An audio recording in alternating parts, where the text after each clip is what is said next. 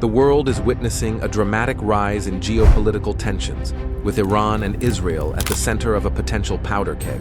For years, these two nations have been embroiled in an indirect conflict defined by proxy warfare, cyber attacks, and strategic deterrence. However, recent developments in 2025 have elevated the situation to a new, dangerous level.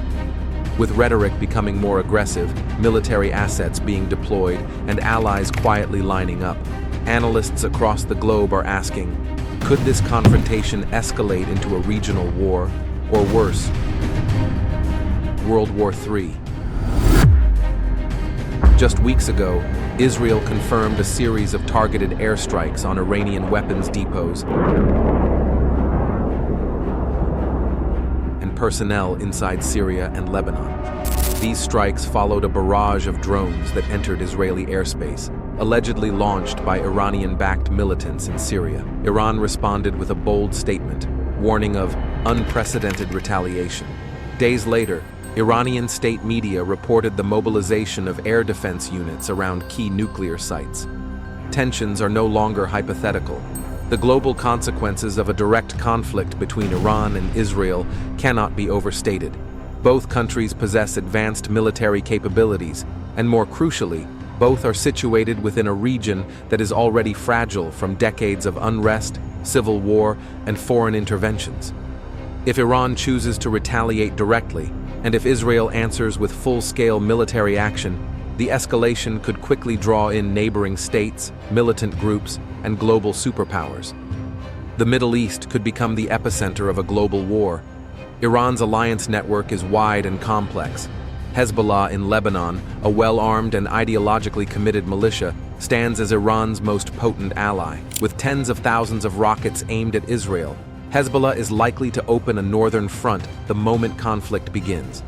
Iraq's Shia militias, many of which have formal ties with Tehran, would target American bases and Israeli interests across the region.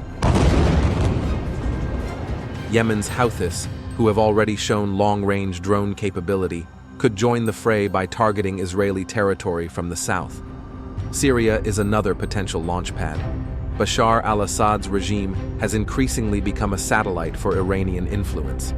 In the event of war, Iran could use Syrian soil to stage missile attacks on Israel or house command centers. Iran's Quds force already operates freely in Syria, and its integration with the Syrian military would be essential in a regional confrontation. In terms of international support, Iran would likely receive indirect backing from Russia and China. While these two global powers may not provide troops, their support could come in the form of intelligence, technology transfers, and diplomatic shielding at international forums like the UN Security Council. China's economic dependence on Middle Eastern oil, particularly from Iran, gives it a strategic interest in ensuring that the Iranian regime remains resilient. Israel, meanwhile, enjoys the unwavering support of the United States. In the event of war, the U.S. would be expected to send rapid military aid, advanced weapons, and likely establish no-fly zones over Allied territories. U.S. bases in Qatar, Bahrain, and the UAE could serve as operational hubs. President Donald Trump has already warned that Israel will not stand alone.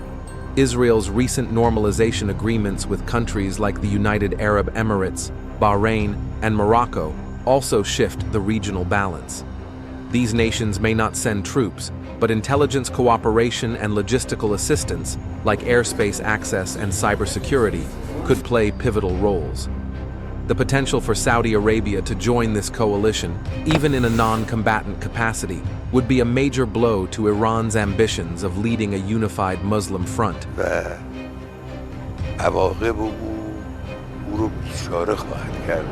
However, the battlefield will not be limited to missiles and tanks. Cyber warfare is expected to be a major front.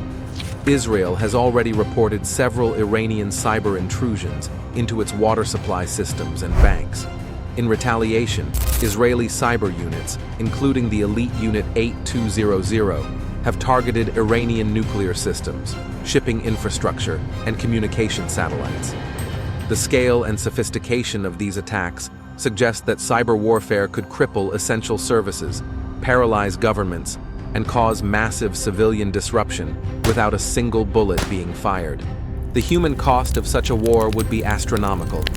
Iran, with a population of over 85 million, and Israel, with a highly urbanized and densely populated landscape, would both suffer extensive civilian casualties. Refugee flows into Turkey, Jordan, and Europe, and the collapse of critical infrastructure could turn this into one of the greatest humanitarian disasters in modern history. Economically, the stakes are just as high.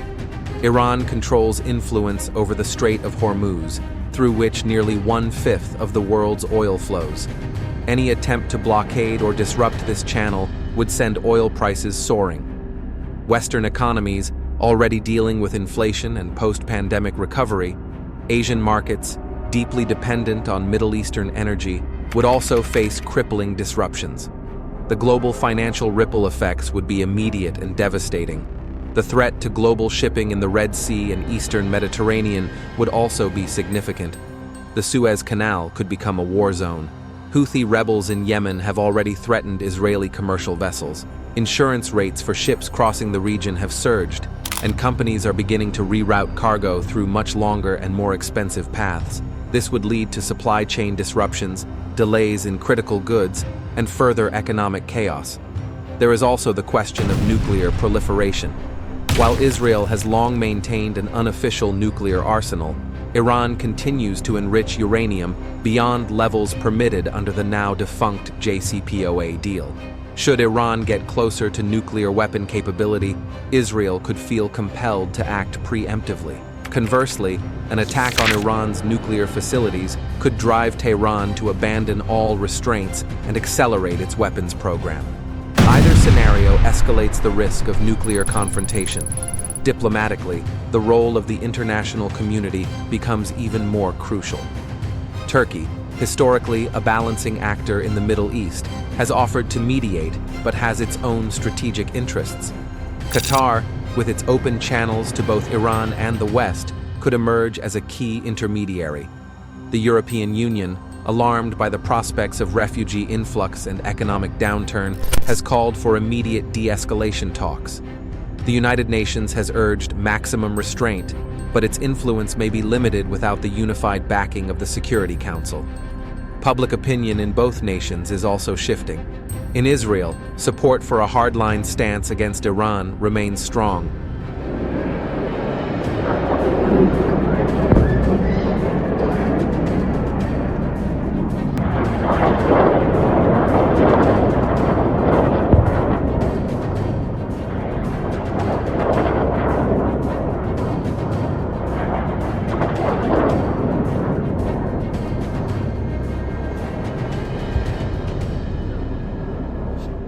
Especially after years of missile threats and regional instability. In Iran, nationalistic fervor has been fueled by sanctions, isolation, and what many see as foreign interference. As both governments rally domestic support, the window for diplomatic compromise narrows. The role of the media and public narratives cannot be ignored. Both Iran and Israel are engaging in information warfare, using social media and international outlets to control the narrative.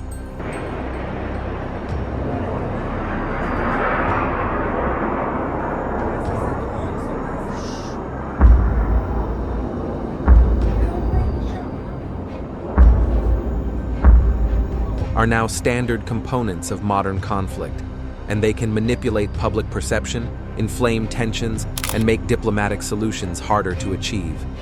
In this complex and volatile environment, the question remains, can war be prevented?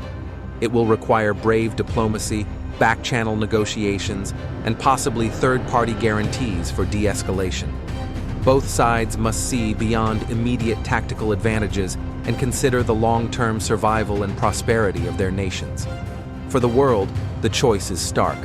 Either act decisively to prevent catastrophe or deal with the fallout of a global war that no one truly wins. As global citizens, we must stay informed, demand accountability from our leaders, and advocate for peace. The potential Iran-Israel war is not a distant regional matter. It is a looming global crisis. Let us hope that wisdom prevails before it's too late. The world is on edge, and one wrong move could spark a global war. But war isn't fate, it's a choice. Stay aware, stay informed, and never stop seeking the truth. Share this if you believe peace is still possible. If we happen to miss any important details, or if there's something you would like to add, please feel free to share your thoughts with us in the comments section. Your feedback is valuable, and we would love to hear your opinions, suggestions, or any additional insights you may have. Let us know what you think.